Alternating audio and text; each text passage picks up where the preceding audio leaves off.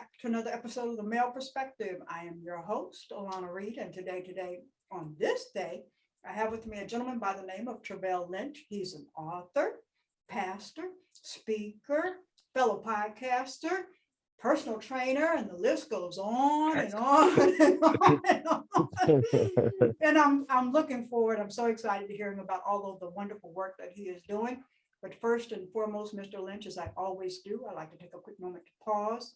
Say thank you for making time for me today. Time is a gift. Once we give it, we cannot get it back.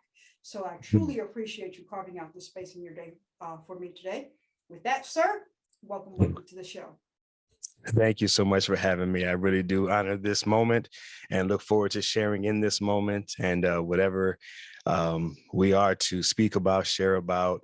I'm just extremely grateful and thankful for this moment. So thank you for having me.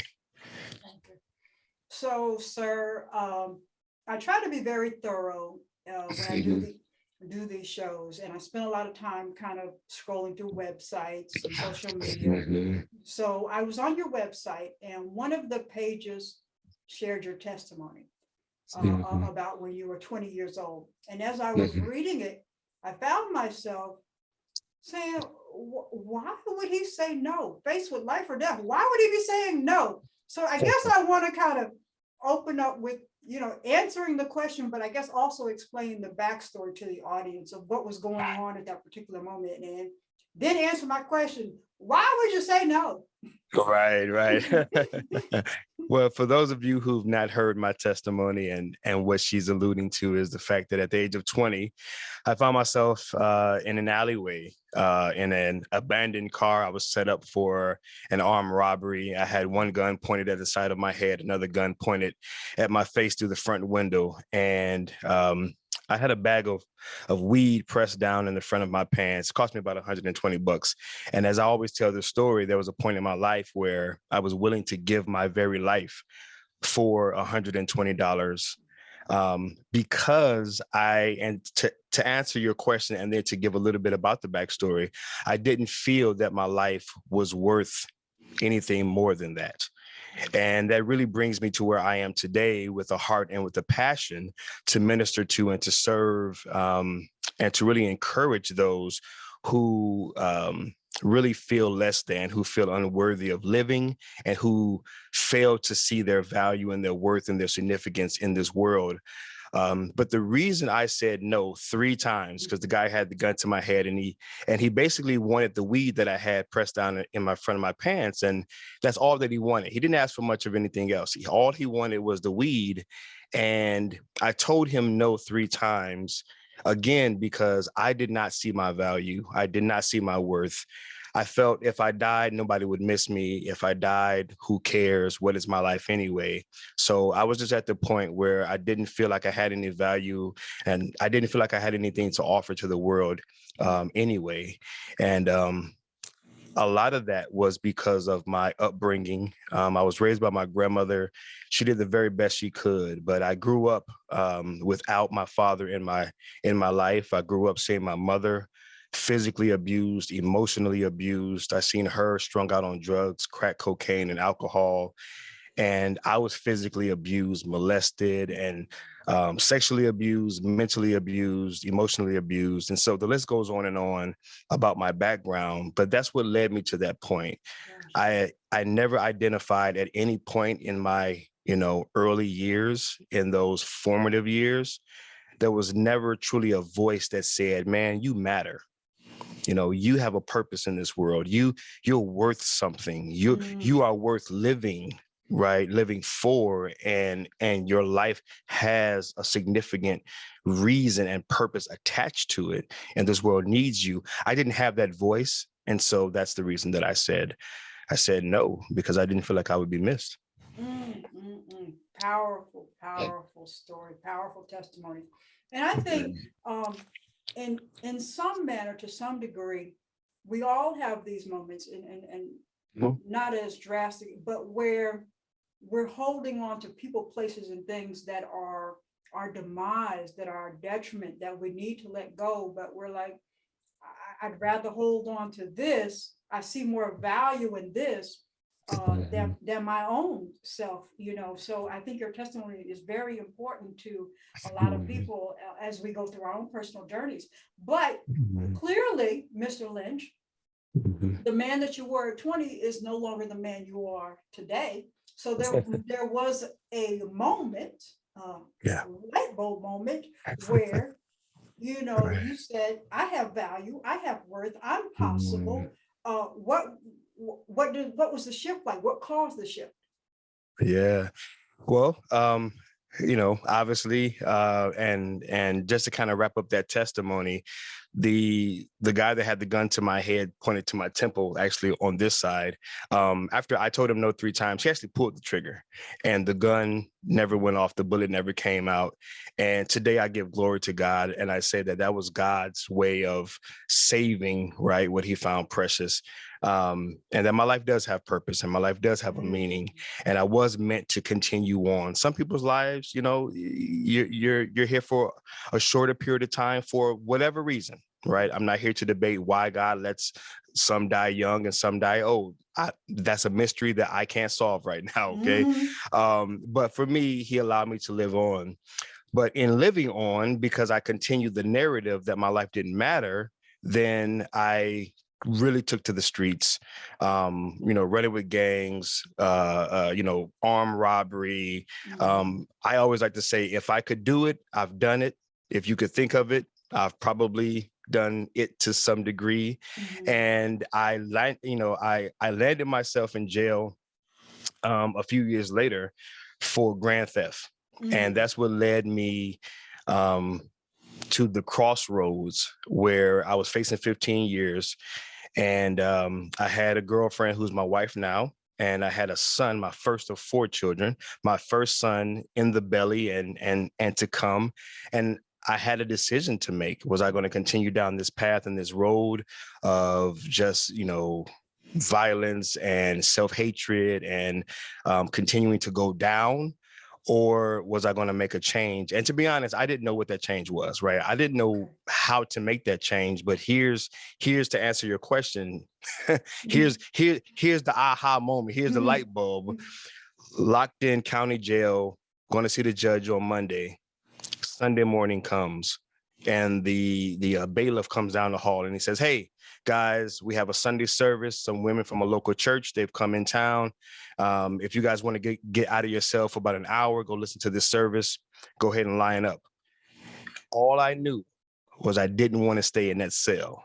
I was simply trying to get out of that cell, because if you've ever been in jail, it's just nerve-wracking. And I did not know what I was walking into, but I walked down this hall, little room, and I always like to summarize it. They spoke to about 10 or 15 guys in that moment. And all I can remember was they told me about a man named Jesus. That's all I got for you. They told me about a man named Jesus, that He died for me, He lives for me, and here's the kicker. He accepts me. He accepts me. He accepts me as I am. He accepts me with all of my flaws, all of my pain, all of my mother issues, all of my father issues, all of my abuse issues, all of my tears, all of my scars, all of my hurt. He accepts me just as I am, and I don't have to do anything or say anything or become anything. In this moment, He will accept me. And that broke me, and that broke my heart. And I gave my life to Jesus, and my life has never been the same. And so that was the first idea that my life mattered, because that was the first true idea that I was accepted without having to live up to anyone's standards. I didn't have to jump through any hoops. I didn't have to impress anybody. You mean Jesus would take me with everything I know about me? I roll with this dude. I will rock with this dude named Jesus. So yeah. That was my first. That was my light bulb right there. Yeah, the light bulb. Now, I guess let me ask. So there was no experience, connection, going to church with before then, or was that your first encounter? I had dabbled in the church, here and there, maybe like Easter or something like that, right? Okay. some of the major ones. I was a Muslim for 2 years, actually. Okay. And then growing up, my grandmother would take me to something called Christian Science. So it was just like another leg of Christianity. But that was pretty much all of my exposure. Never a church goer or, really being committed to any fellowship. No. Okay. No. Now, you mentioned at the time this was happening, you had your girlfriend at the time, who is now your wife, you had a baby on the way. And I know a lot of times with us as females, when we have these men in our lives that are knuckleheads, Yes. we're doing our best to. That's what I was. That's what I was. We're doing our best to kind of like, hey, babe, hey, we should really go this way.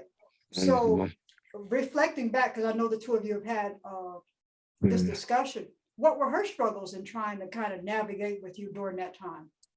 It's funny that you said that, because my first time going to jail was a result of not listening to my very wise wife, even wise girlfriend back then. Because back then I was into shooting dice, but I was selling crack. Okay.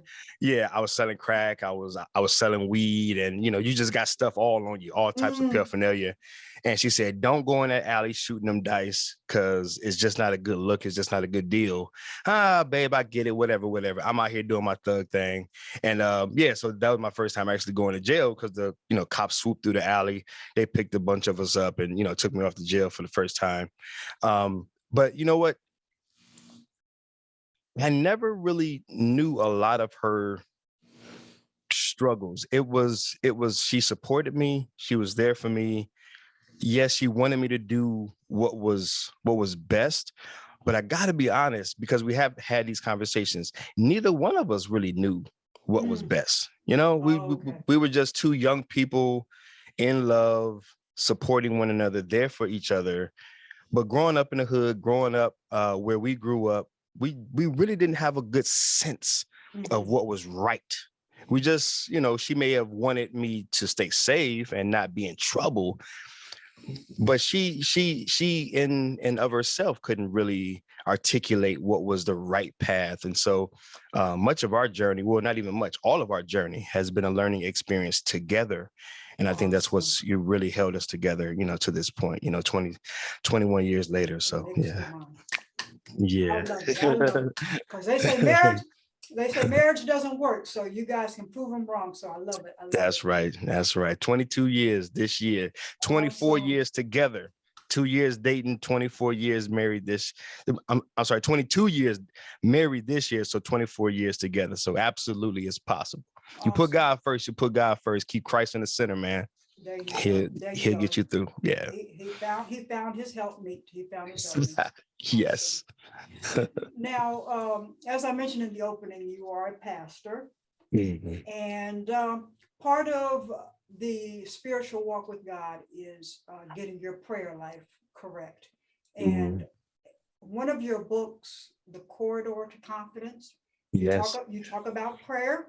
And so let me be honest here. I've had some conversations over the years, and people will say, I don't know how to pray. I don't know the significance of praying. And then on the other end of the spectrum, I have witnessed some conversations or witnessed some people praying, and they'll say some things like, I'm praying for $1 million.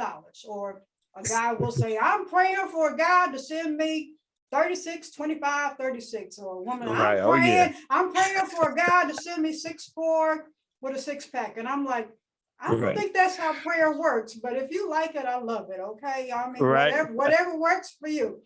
So break down why we should pray, how we should pray, how do you start it? Because I think some people just don't really understand. Yeah. No, whenever I teach prayer, and that book was actually written as a step-by-step guide to cultivating confidence in prayer, because I found that, people, especially men, if we're not confident in it, then we're not going to do it very much. And so when, obviously one of the questions is, what's the value, right? Because anything that we do, we have to find value in it. And what I always say is that prayer, at its most minute core, I mean, at the most fundamental, the essence of it is relating or a relationship. And so I always liken it to, I know God is awesome. God is great. He's majestic. He's big. He's huge. He's the creator of all things. I get it. He's on the throne. He's this mind-blowing entity, creator, awesomeness. Yet he's very relatable. And I say, if you're able to take all the religion and all of the wham bam and all of the charisma and all of the charismaticness out of it and just say, treat God like you treat your best friend. Talk to him that way. Mm-hmm. Talk to him that way. Relate to him that way. You don't talk to your best friend in the same place, with the same cadence, with the same words every single time. You don't dress the same way. You don't look the same way. You don't sound the same way. You're not in the same mood every time. What my point is that when you approach prayer as a relationship and as a conversation with your best friend, because that's really what God is, you do it as you are, which goes back to when I gave my life to God. It was this idea that I did not have to do anything to be able to be accepted by him. And so now in your relationship with God, we must always remember you don't have to qualify for what he's allowed you to partake in. You have to qualify. You know, you don't have to sit with your hands and you know, my Father in you know, and all this. You know, it's very rigid and religious and very formal, and that takes the joy out of it. Imagine if you had to be formal with your best friend every time you picked up the phone and called him. What if you had to every time you picked up your phone to like text your boy, you had to do it like, well, let me start off with my bestest homie in the entire world. I need to talk to you about something that's complexing. No, man, hey dog, how you doing? You know what I'm saying? So it's like if you're able to kind of calm down a little, relax, as we say, a little bit, and just treat God like a friend and have a conversation with him. Tell him exactly how you feel. Tell him exactly where you are, and tell him exactly what you want, because the examples that you said earlier, go with them. If that's where you that's are, what I was going to go ask. with it. That's go what with it. So when I'm looking at the guy praying for the 3625, I'm like, okay, go with it. Go with it. Okay. What we pray for. Okay. Right. No, see, yeah, because so many times we get into policing other people's prayer. And if God ain't policing it, why should we waste time policing it? True. If you go, give me this perfect woman, God will correct that. Gotcha. God will, that's our job to correct what he's saying. Right? Gotcha. So it's like let God do that. So I say, listen, if you just go to God, you already winning. Okay. You already winning. You know what I'm saying? I'm gonna do better. I'm gonna do better when I overhear people's prayers. Like, okay, I'm gonna do better. That's on me.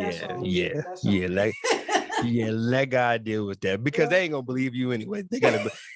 If God say it, it'll stick. If we say it, they'll doubt it. So don't even worry about it. I got you. I wanna circle back because I just had a thought. Based on or reflecting on the life that you lived as a young man, being involved in gangs and drugs, and I heard you say you are now a father. You have how many? 4. How many boys and girls? 3 boys, 1 girl. 3 boys. Yeah. I'm curious, how does the man that you are now steer them away from the path that the daddy took? Yeah. How does that? Yeah, the biggest thing that I've learned, and I was literally just having a conversation with my daughter this morning. The greatest thing that I've learned is, as we say, to be like Christ. Christ, though he was and is the greatest teacher of all times, he's also the greatest example of all times. And that calls into practice this thing called patience, which is something not many of us want to engage in, let alone parents. But I tell you, to answer your question, I've learned the importance of and the influence of being an example, because ultimately that's my job. If I can show them a man who has transitioned from that life to this life, and through my organic ability to mentor them and to teach them and to share with them and to create safe space for them to have conversations and to always have an open door policy with dad and know that there's no shaming. Dad's been through everything that you've been through. Daddy has thought every thought you've thought. He's felt everything you felt. And he's endured it, and now he has lessons that he can share with you, always keeping that at the front of their consciousness. Like, man, my dad is available. And that's what God is. He's available. Awesome. And then the rest is prayer. I mean, I pray so freaking much because I try to tell them something and it's like, no, there are certain things reserved for life, and I'm never going to be able to teach them. Mm-hmm. I'm going to have to pray their safety and their protection and God's grace and mercy to cover them and preserve them as they learn things that only life can teach them. Sure. So I'm the example, and I give enough room for life and its lessons, because those are the ones that's going to stick. And so, just to be one that when I tell them often, this is what you will say of me when you bury me. These are the things you will say of me. I demand of me and my character to show up for you each day of your life, to be a certain man, a certain example, a certain human in your life, that when I die, you will say these things about me. And so it's just a standard that I hold for myself. And I'm confident that through what I'm holding for myself and they're able to witness it on a daily basis, that's the greatest way I can possibly raise these young men. Awesome. Very powerful. Very powerful. I love that. When you bury me, you will say this. That's awesome. Mm-hmm. Now, expounding on your role as a father and setting the example. As I said, I'm very thorough. Yes. And I was listening to one of your podcast episodes. Oh. The episode was The Gridlock of Life, and you were with two of, I guess it was two of them. You were taking them to school, right? Oh yes. Okay, my memory ain't that bad. Yeah. You're on. You sharp. and you were going through your own personal frustrations, but you were trying to set the example for them while you were going through your frustration. But you brought up a very interesting concept that I would like for you to share, because I think a lot of times we start pointing fingers at external sources instead of looking at us. But the concept you have was connecting the dots, and I was wondering if you could share that with us. Yeah, no, absolutely. Yeah, a lot of times the frustrations of life, without practice and kind of without knowing how things manifest, how they come to life, it's very easy for us to default to blaming the present moment and the things that are easily accessible. So, for example, this example of being in physical traffic gridlock, I could easily say, oh my goodness, the school should do this about traffic, or oh my goodness, these people around me, in front of me, behind me, to the left, to the right, they should be doing X, Y, and Z. And the list goes on and on, right? Because you're frustrated, you're upset, and it's easy to just point fingers at what you can see in the here and the now. And what I was explaining on the podcast, and a lesson that I've learned, is how much value would it be in me blaming what I can quickly see or perceive, because that's really what it is. It's our perception. How much value is in that, in preventing this from reoccurring? Because you don't want to reoccur pain and reoccur suffering. So how can I best prevent this? And that's where you talked about owning it and going inward. What steps, the dots, right? So you're at point A. Let's say that you're at point C. What was point B that got you to C?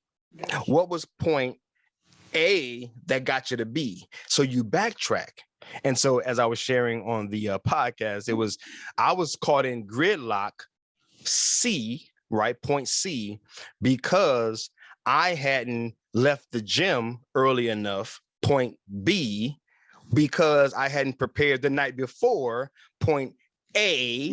And if there was a letter before A, it was because I didn't set my clothes out, and I didn't make my pre-workout, and I didn't do that led. So it was like 5 or 6 steps that it is not like readily available for you to really acknowledge or really give much value to, but truly wherever you are today, it's the result of many steps prior. And wherever you will be in life is the result of many steps that you're currently taking. So that was the lesson. And it is like, I found myself in gridlock, not because I was in gridlock. I found myself in gridlock because I hadn't prepared. I hadn't prepared. And many things led to that point, because it wasn't my kids' fault. It was my fault. And so now when I take ownership of that, right, I always tell people, you can only change what you own. It's just like buying a house. If you rent the house, you can only do so many things to it. But if you own it, you can rip out the entire foundation and rebuild. And many of us need to totally rip out the foundation of our lives and totally rebuild that sucker. But you have to own it, though. You have to own your stuff. And so, so when you own it and you say, okay, well, it's not these people in traffic's fault, and it's not the school's fault. It's my fault. How can I now improve my processes going forward to now prevent the gridlock that is so so frustrating for me to be in? So yeah, so always connecting the dots, pause and take the dots and say, okay, what led to this, and then what led to that, and then what led to that, and then what led to that. And that was the principle of connecting the dots. That is such a difficult struggle for us to hold ourselves accountable. We all struggle with that. And I mean, life, a lot of the stress of life kind of falls off when you start to say, that my bad. That was me. That was all me. That was my bad. Yeah. You know, I need to do better. I need to make the adjustments. So I thought that was funny, because I said, okay, he's sitting here in front of the boys and he's trying to, get it together and hold it together. And right. I just that was such a cute example, I thought. So let me move on here, because I got limited time. Sure. You have another book out, and let me read this because I wrote this down, but it's What is Enough. And you have a few impact points that I was reading, but one of them, it says how to start working from your worth instead of working for it. And I thought that was an interesting wording. So how does somebody, what does it look like when somebody's working from their worth instead of for it? Yeah, that's an awesome question. I love talking. This is my favorite topic. Like, you got me giddy. I'm all, I can't even. Okay, bring it back down, Treveal.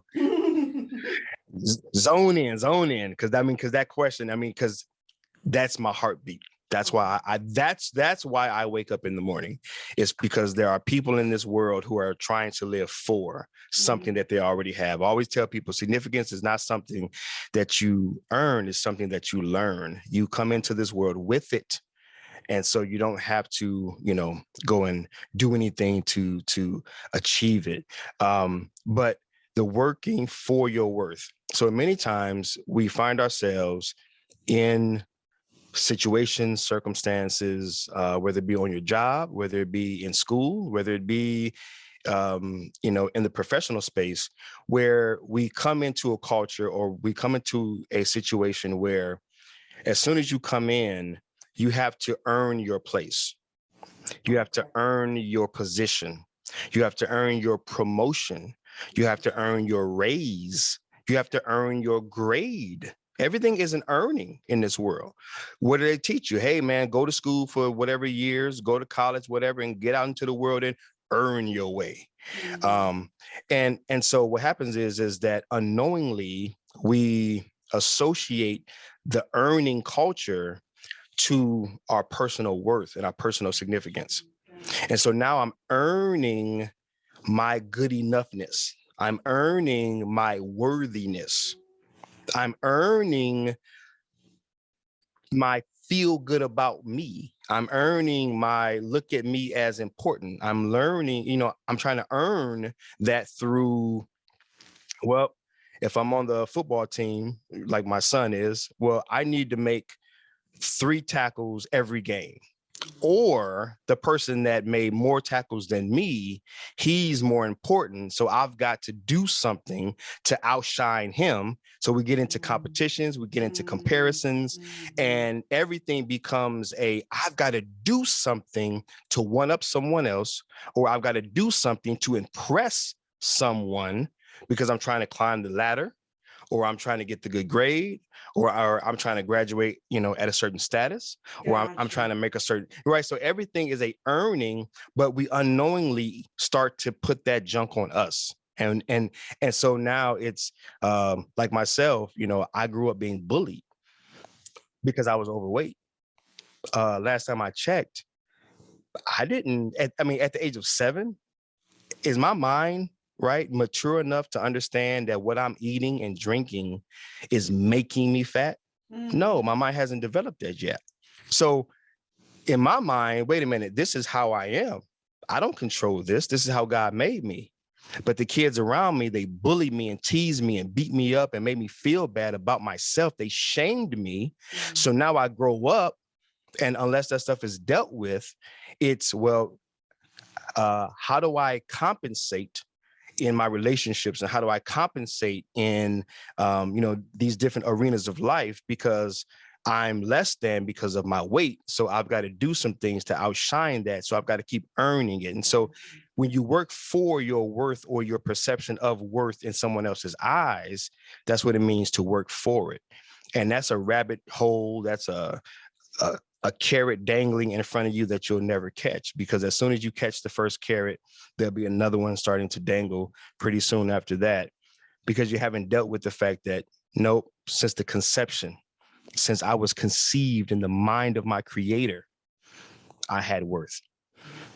Awesome. I had worth from the beginning. So now you get to live out of that. So every room you walk in, and this is my vision for every person that I come into contact with, every room you walk in with value. I walk in with something to contribute to everything and to everyone wherever I am. Now that's a game changer.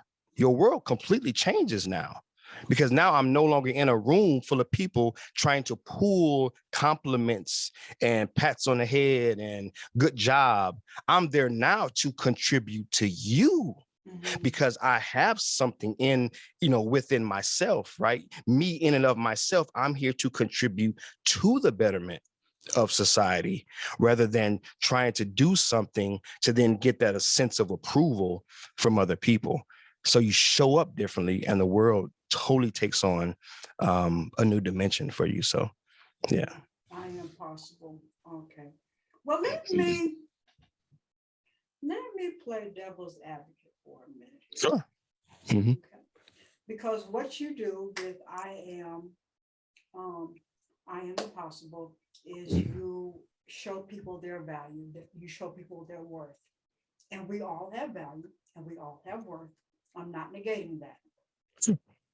But Mr. Lynch, there are people in this world on this side of the road who have overinflated sense of self, or who have overestimated their value in certain areas. Not to say that they don't have value, but they place their value in areas where they don't have it. So for instance, you have the person in the choir, the church choir, who insists on singing lead and they can't sing lead. You have the supervisor at the job who swears up and down they're the best manager in the office and everybody hates working on their team. You have that friend or family member who's toxic and everybody else is the problem but them. So not saying that they don't have value, but it's just not where they think their value is. So how do you tap that person on the shoulder and say, maybe you need to look over there, not here? Right. Yeah, you know what? That's a great question. And I've gotten that question before in different ways. And I always bring up the idea of conceit versus confidence. Mhm. Confidence in my creation, like we are a creation, we were created. So what I'm speaking of, I am the possible, says that I, as a creation, have built within my existence, my very DNA, a contribution to the betterment, improvement, endorsement of others. And that's the key, others. What you were describing was conceit, which is, and here's the catchy part. We do not have enough time to go down this rabbit hole. But here's the thing about the conceit. They're actually the most insecure, least confident people on the planet. That's an air. That's a face. That's a masquerade. That's a mask. They're not truly, they actually don't see their worth. That's why they compensate so much. They actually don't. So when I meet those people, that doesn't impress me, where they have an inflated, actually they have the most deflated image of themselves. Otherwise, there would be no need for them to behave in that way. So when I say come into the room with an air of contribution, that doesn't mean I come in flossy and shiny and charismatic. That means I walk into the room looking for opportunities to make others better. And I come in with a consciousness that maybe, just maybe, God will allow me to do something, say something, be something for someone in this moment that will help them be a better them. Or he's allowing me to simply enjoy this moment. And both of those are a beautiful balance, because if you come into every room thinking, I've got to contribute, you start to fall into the conceit, and you start to fall into you're playing God. So it's a balance. It's a beautiful balance of, I'm going to be in this moment, and God, you do whatever you need to do through me. Maybe I'm here to simply enjoy the moment and to learn and pull from others, or maybe I'm here on assignment to contribute to others. But neither way am I going to walk into the room thinking that I need someone's approval or appreciation, right? Because I come in built in with that. I come into the moment already full of that, knowing that the one that created me gave me that. So I always tell people, man, check your source. Who are you listening to when it comes to your value? Are you being a servant, or are you looking to have your ego served? You have to kind of. That's a great way of saying it. That's right. Now, That's right. I took up your time. So let me kind of wrap this up here real quick. Sure. Do your thing. I got 2 more questions. Be patient. Okay. Yeah, no, do your thing. Yeah. So in helping people find their way, you have in the works, you have the I Am Possible University coming up. I think I read that. So what's going to be going on over there, and can people pre-sign up for that, and what is all of that about? Yeah, that is in the reconstructing. Is that the right word? Reconstructing stage? Yes. Okay, yeah. So what that looks like and how that plays out, I'm in a season of my life where I'm reconsidering and rethinking some things. So I don't want to put too much out concerning the university. There will be a university eventually, but how that looks and how that's represented, that's still in the works. So I have to be honest with it. That one's still in the works. We'll take in the works. Yeah, that one's still in the works. Yeah. That's fine. So the last question I asked, and this is for the audience, because you have something free, and everybody likes free, and nobody's going to complain about free. But if people go to your website, they get something free. So explain to them what they can get coming to your website. Yes. So that's a free self-discovery, self-worth masterclass. A couple of years ago, I really felt that God had given me a mantle or a position called a self-worth specialist. And I had never heard that phrase or that term before, but I was in prayer and just kind of seeking God, how do you want me to show up in the world? And he gave me the idea of a self-worth specialist. And so this master class, it specializes in helping you to see your worth. Again, learning how to work from it instead of for it. And so it's a free masterclass that I did a couple of years ago. I'm going to actually create a few more masterclasses around this same topic. But right now, if you go to the website, IamThePossible.com, there's a free masterclass. It comes with some great downloads. It comes with the video, with some notes that you can take, with some other tools, some assessments, which I'm really big on. And so it just really helps you to identify, right, so many reasons and so many ways that you have worth in this world. And they're taken from the perspective of the creator, that which you've already been given. Nothing you have to go out and get, nothing you have to go out and find, nothing you have to go out and acquire, but this is all pre-built in. And so I like to say that the greatest form of self-development is self-discovery. Before we level up, we have to learn how to level down and see what's already down in there, all those hidden jewels that are within you. That's right. So, yeah. I love it. I Yeah. love it. Yeah. Oh, doing good stuff. Good stuff. Good stuff. I love it. I love it. Well, Mr. Lynch, Pastor Lynch, Pastor Lynch. Yeah, they did. You could use that too. Let me do the random question, and then I'm going to All right. ask you to tell everybody how they get connected with you. But let's see what we got. All right. Hopefully, this is a question that Pastor can answer here. Let's see what we got here. Oh, yeah. How often do you think you look at your phone every day? How many individual times? Yeah, maybe 30, 40.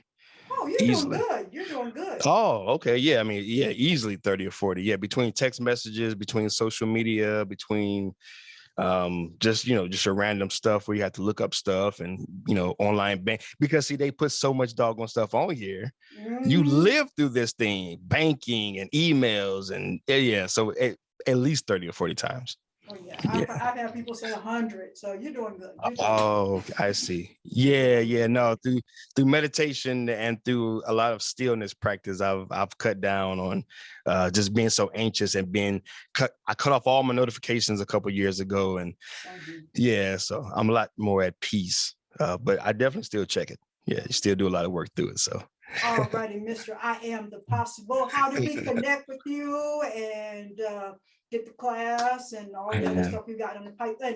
And how often does the podcast come out? How do we catch that and all that stuff? So just tell us how we connect with you. Awesome. Yes. You can connect with me at IamThePossible.com. Don't forget IamThePossible.com.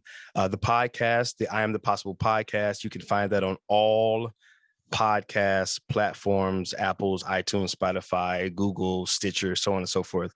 And then I also have a website, the IamThePossiblePodcast.com as well, that you can find the podcast. Dropping 2 episodes every week, 7:00 PST time. So 7:00 a.m. West Coast time on Sundays and Wednesdays, every Sunday and every Wednesday. And again, you can find all of that information about the books, about the podcast, classes, courses, and anything else that's coming up at IamThePossible.com. Awesome. Well, I'm pretty sure the missus has said it to you many times, but let me just say, I'm so glad that many years ago, that gun did not do what it was trying to do. And you are here today to get us all to a place of understanding our self-worth. The work that you're doing is so needed. It seems like every day we're turning on the some sort of media, and people are doing things to show that they don't feel like they have value, they have worth. So I just truly enjoy the work that you're doing. It's so needed. And little old me in my corner of the world, hand claps, appreciation. Amazing. Thank you. Amazing. So, and thank you again for making time for me today. Thank you. Many blessings. Thank you as well. I really appreciated this time and just this moment. Thank you for your smile. Thank you for your welcoming spirit. Thank you for just who you're showing up in this world as, and what you're showing up as, and just providing us opportunities to share. So thank you so much. I really appreciated this moment. Okay. That is all for this week's episode of The Male Perspective. I am your host, Lana Reid, and I will see everybody next time.